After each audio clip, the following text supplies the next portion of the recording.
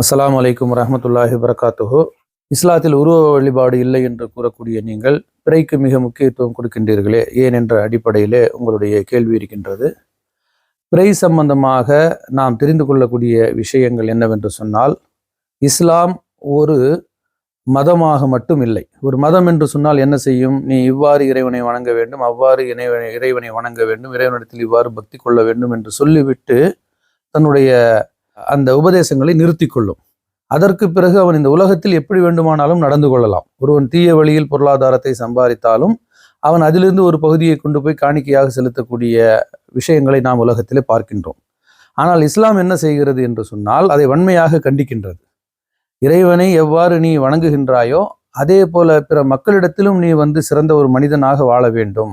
அப்ப இந்த உலகத்தில் சிறந்த ஒரு வாழ்வை நீ வாழ்ந்து காட்ட வேண்டும் என்ற காரணத்தினால்தான் இஸ்லாம் ஒரு மதம் அல்ல, மார்க்கம் என்று இஸ்லாமிய அறிஞர்கள் அதற்கு விளக்கம் கூறுவதை நாம் பார்க்கின்றோம்.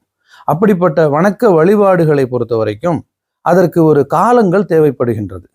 அப்போ அந்த காலங்களின் அடிப்படையிலே வணக்கங்களை அமைத்து கொள்ளுவதற்கு இந்த சந்திரனும் சூரியனும் தான் நமக்கு காரணியாக இருக்கின்றது.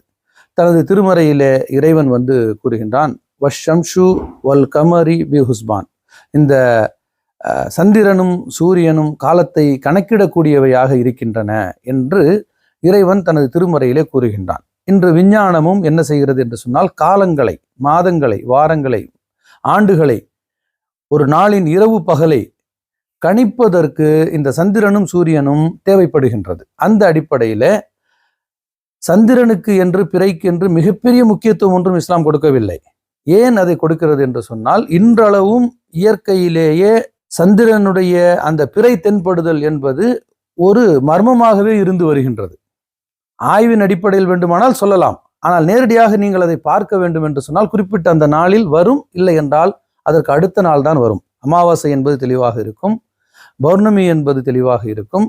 பிறை தென்படுதல் என்பதை பொறுத்த வரைக்கும் அது ஒரு நாள் அல்லது மறுநாள், அதிகமாக 3 நாள் 4 நாள்லாம் போகாது, ஒரு நாள் அல்லது மறுநாள் என்ற ஒரு வேறுபாட்டில் தான் இன்றளவும் அது இயற்கையாகவே அமைந்திருக்கின்றது.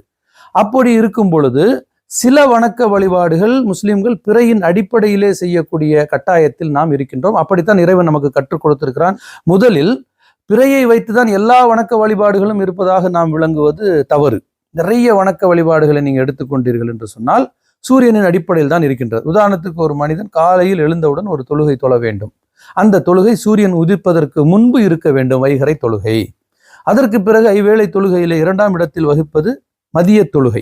இந்த மதிய தொழுகை சூரியன் உச்சிக்கு கொஞ்சம் சாய்ந்த பிறகு, மேற்கில் சாய்ந்த பிறகு தான் அந்த நேர தொழுகை இருக்க வேண்டும்.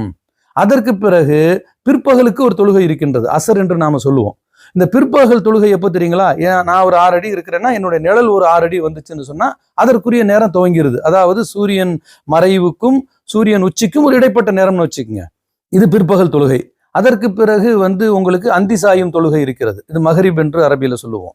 இந்த மகரிபு தொழுகையை பொறுத்த வரைக்கும் எப்போ சூரியன் மறைந்து முடிந்தவுடன், அப்படியே அந்த மறையும், அந்த இருள், அந்த சூரியனுடைய வெளிச்சம் மறைஞ்ச உடனே இருள் வராது, சூரியனுடைய வெளிச்சம் இருந்துகிட்டே இருக்கும், ஆனா சூரியன் முழுசா மறைஞ்சிரும்.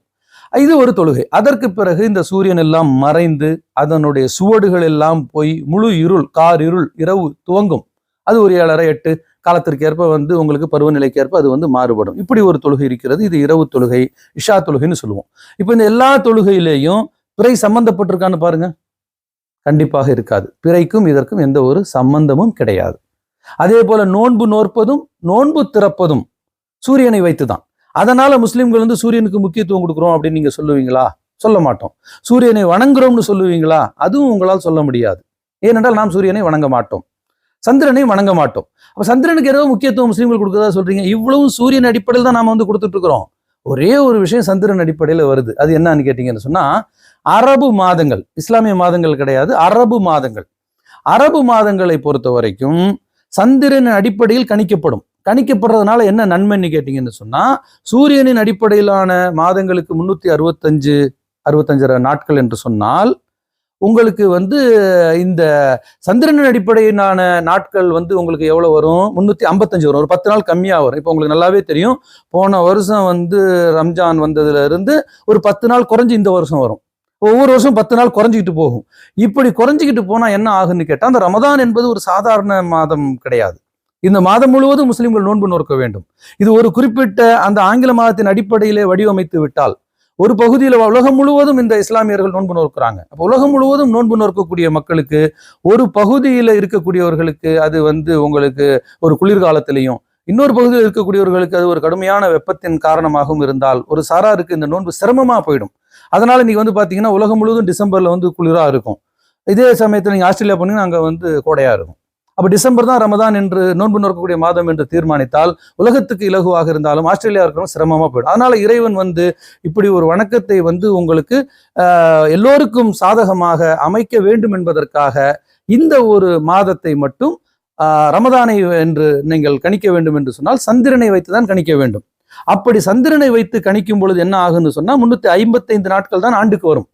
அதன் மூலம் உலகின் பல்வேறு பகுதியில் இருக்கக்கூடிய மக்களுக்கும் ஒரு 33 வருஷத்துல எல்லா காலநிலையும் ரமதான் வரும். இப்ப நீங்க கூட பார்த்துருக்கலாம், கொஞ்ச நாளுக்கு முன்னாடி ஜூன் ஜூலைல வந்த ரம்ஜான் நோன்பு, அந்த ரம்ஜான் பெருநாள் இப்போ உங்களுக்கு மார்ச்ல வரப்போகுது.